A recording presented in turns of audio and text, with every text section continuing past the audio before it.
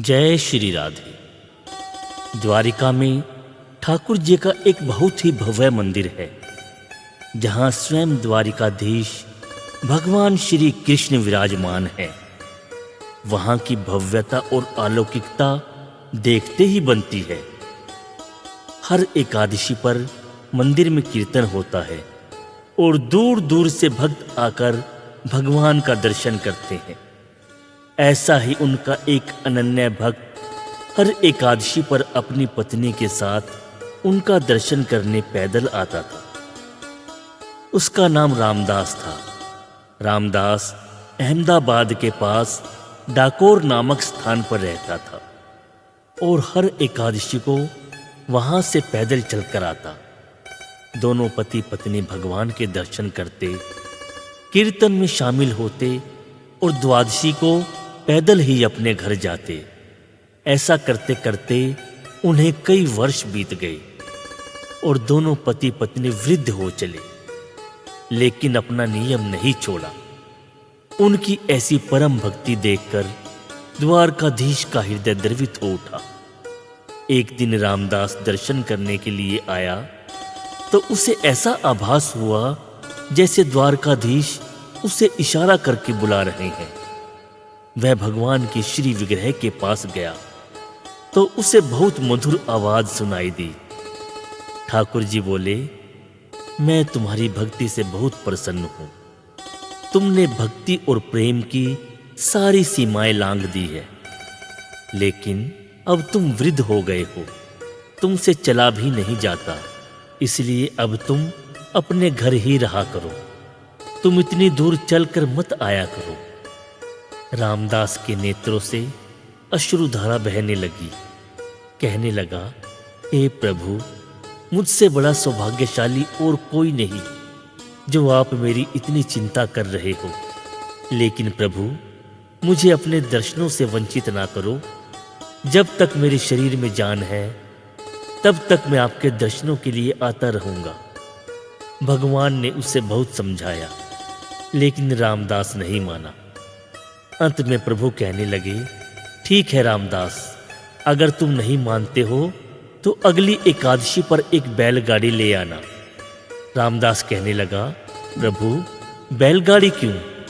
भगवान कहने लगे, अगली बार मैं तुम्हारे साथ चलूंगा और तुम्हारे पास ही रहूंगा और तुम हमेशा मेरा दर्शन करते रहना।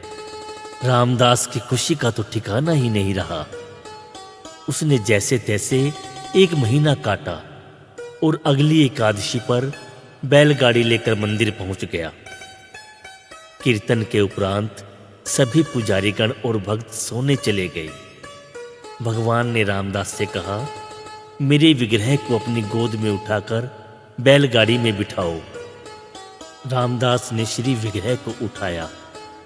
वह बिल्कुल हल्का हो गया था और उसने प्रभु को बैलगाड़ी में विराजमान किया।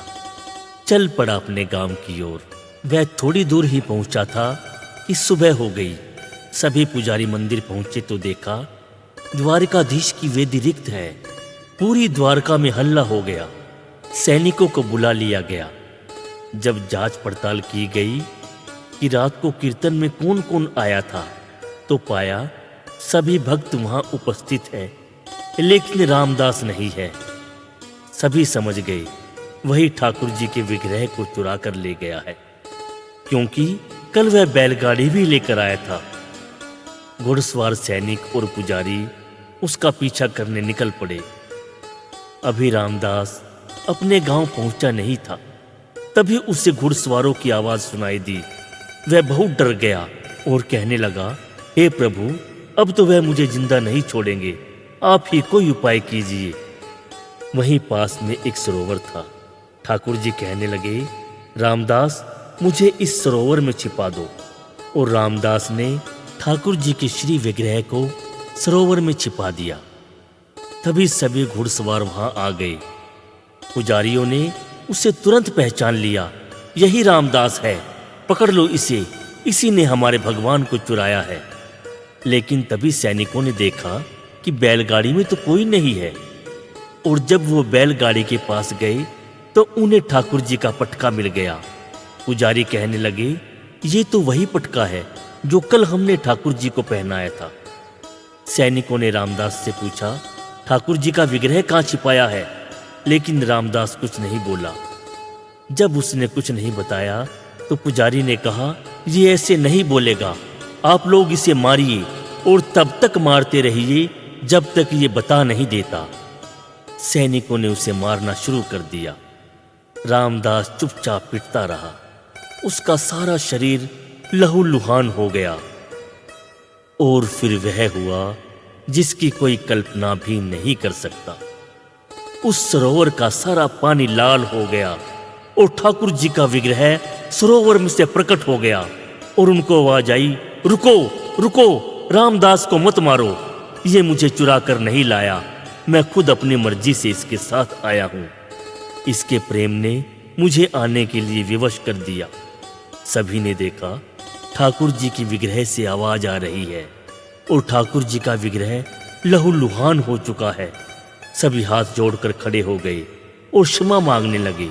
कहने लगे, प्रभु, हमसे ऐसा क्या अपराध हो गया जो आप द्वारिका छोड़कर यहाँ आ गए? हे प्रभु, वहाँ आपके बिना हम क्या करेंगे? कृपा कर हमारे साथ चलिए।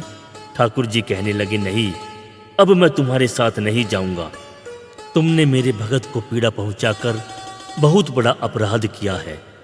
पुजारी कहने लगे, प्रभु, हमने अपराध तो किया है और उसके लिए हम बार बार क्षमा मांगते हैं, लेकिन आपको हमारे साथ चलना होगा। दूर दूर से लोग आपके दर्शन को आते हैं, उन्हीं से हमारा घर चलता है। हे प्रभु, आपको हमारे साथ चलना होगा। ठाकुर जी कहने लगे, तुम सब के प्रेम में स्वार्थ छिपा हुआ है, लेकिन रामदास का प्रेम निस्वार्थ है, इसलिए मैं इसी के पास रहूंगा। पुजारी कहने लगे, अगर रामदास आपके वजन के बराबर सोना हमें दे दे तो हम चले जाएंगे। भगवान रामदास से बोले, रामदास, मेरे वजन के बराबर सोना इन्हें दे दो। रामदास रोने लगा और बोला, हे प्रभु, मेरे पास तो कुछ भी नहीं है, मैं इतना सोना कहाँ से लाऊंगा? भगवान कहने लगे, अपने घर जाकर देखो, शायद कुछ मिल जाए। रामदास अपने घर गया, पत्नी को सारी बातें बताई और पूछा, तुम्हारे पास कुछ सोना है? उसकी पत्नी ने कहा, मेरे पास तो केवल यह पतली सी नथ है, लेकिन इससे क्या होगा? रामदास वह नथ लेकर आ गया। एक बड़ा सा तराजू मंगवाया गया और उसमें श्री विग्रह को विराजमान किया गया। और जैसे ही रामदास ने उसके एक पलड़े में वह नथ रखी तो ठाकुर जी वाला पलड़ा अपने आप ऊपर आ गया। भगवान अपने भक्त के प्रेम में तुल गए। पुजारियों का सिर शर्म से झुक गया। भगवान ने कहा, अब मेरा यह विग्रह यहीं रहेगा, लेकिन 6 महीने बाद लाडवा में सरोवर से मेरा एक दूसरा विग्रह प्रकट होगा। तुम उसे द्वारिका में विराजमान कर देना। और ठीक 6 महीने बाद ठाकुर जी का एक दूसरा विग्रह प्रकट हुआ और उसे द्वारिका में विराजमान किया गया। द्वारकाधीश का मूल विग्रह आज भी डाकोर में विराजमान है और दूसरा विग्रह द्वारिका में। दोनों जगह द्वारकाधीश अपने भक्तों को दर्शन देकर उनकी इच्छा पूरी करते हैं। ऐसे हैं हमारे ठाकुर जी, जो भी सच्चे मन से निस्वार्थ भाव से इनसे प्रेम करता है, प्रभु सदा के लिए उनके बन जाते हैं। जय श्री राधे।